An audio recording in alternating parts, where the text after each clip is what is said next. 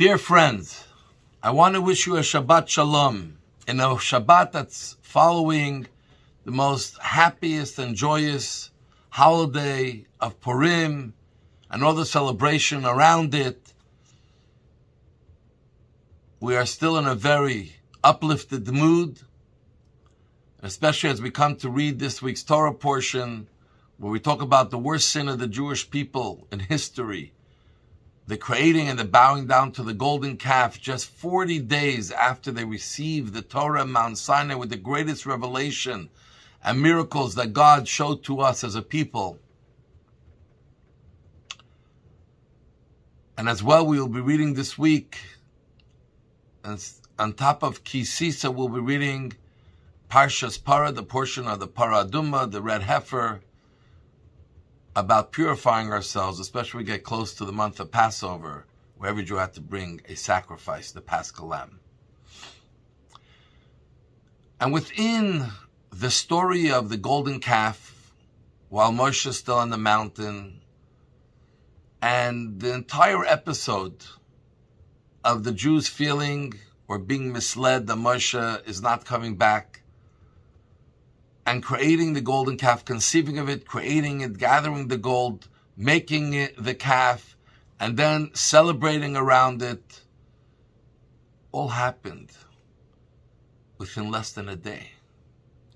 And by the time Moshe came down the next day, in the morning, from early in the morning, they were already partying around the golden calf. And it wasn't just a nice party out of serious religious overtones. This was a party that became chaotic, a Woodstock-style party. It broke all boundaries of morality and of decency, and obviously of beliefs. And Moshe is coming down the mountain, and he hears what's going on. God already told him what was happening, but he hears it himself. And as he gets closer, he's holding the tablets, and they fall to the floor and they shatter.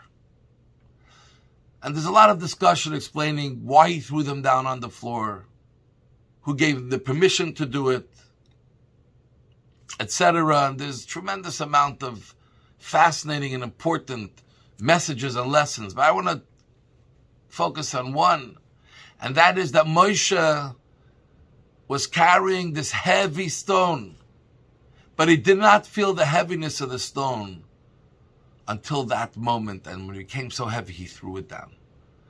So what is going on? Stone is stone. If it was heavy before, it's heavy now. If it wasn't heavy before, it's not heavy now. What was going on that all of a sudden it felt heavy?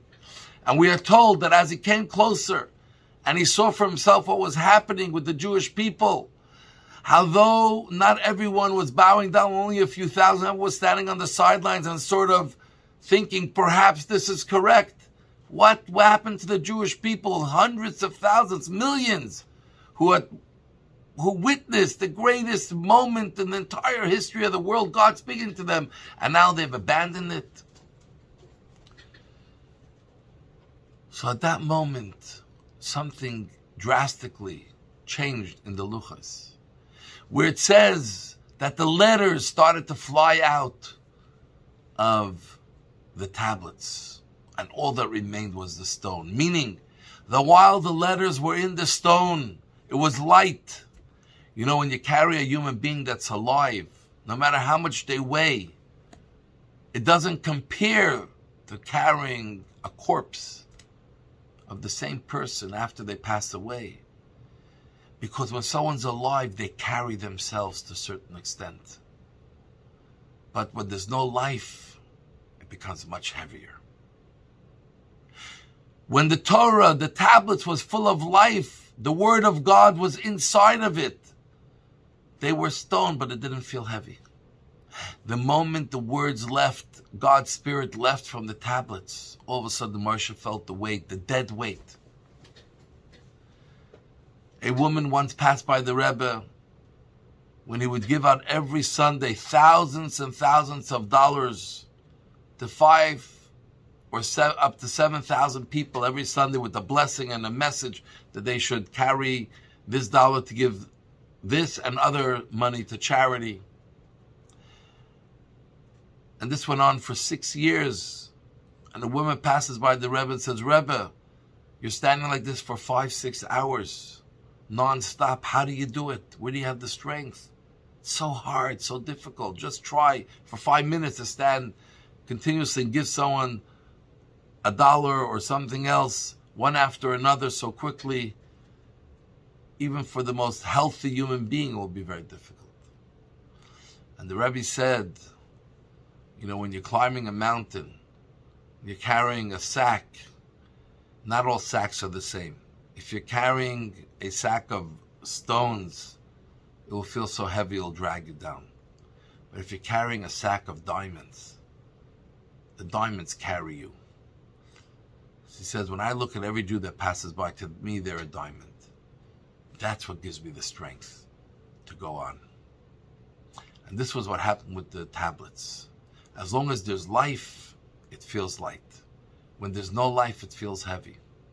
When God created the world, He created the animals, then He created the birds. Initially the birds, the Medrash tells us the birds were complaining to God. Why does everyone have 4 feet to walk on, 2 hands, 2 legs to walk on, while we only have 2 legs to walk on? It's not stable. It's hard for us to walk. We wobble. And on top of that, He gave us extra weight on each side of our body. Why did you do this? Why don't you like us? What did we deserve to be punished like this? And God said, oh no, my friendly birds, I didn't punish you. I actually gave you something that they don't have. Flap that extra weight. Rise it up in the air. And then you'll see what will happen. And all of a sudden they started to flap their wings and they started to rise. And they realized that they can fly way over all the animals and way further than any animal can ever get. And that, my friends, is what the choice that lies within every one of us.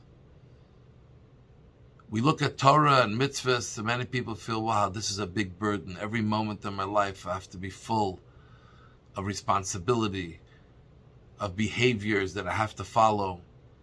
I just want to be empty. I don't want to have any of this. While the truth is, God says, these are not just responsibilities.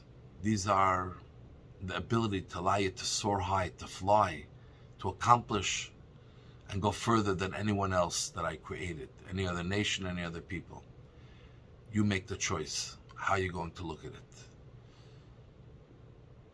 When the Word of God is within you, when you connect, when you try to look and see Judaism as wings, you want to do as many mitzvahs as you can and even more. When you feel that it's dead weight, even one is too heavy. That's the choice we have to make. And part of that choice comes through studying and understanding who we are and what we're all about, and which is the theme of Purim. The Jews accepted the Torah. They decided to study and understand and felt that this is not a burden, this is not a liability, this is a merit, this is the wings that allow us to soar. So may you all soar very high.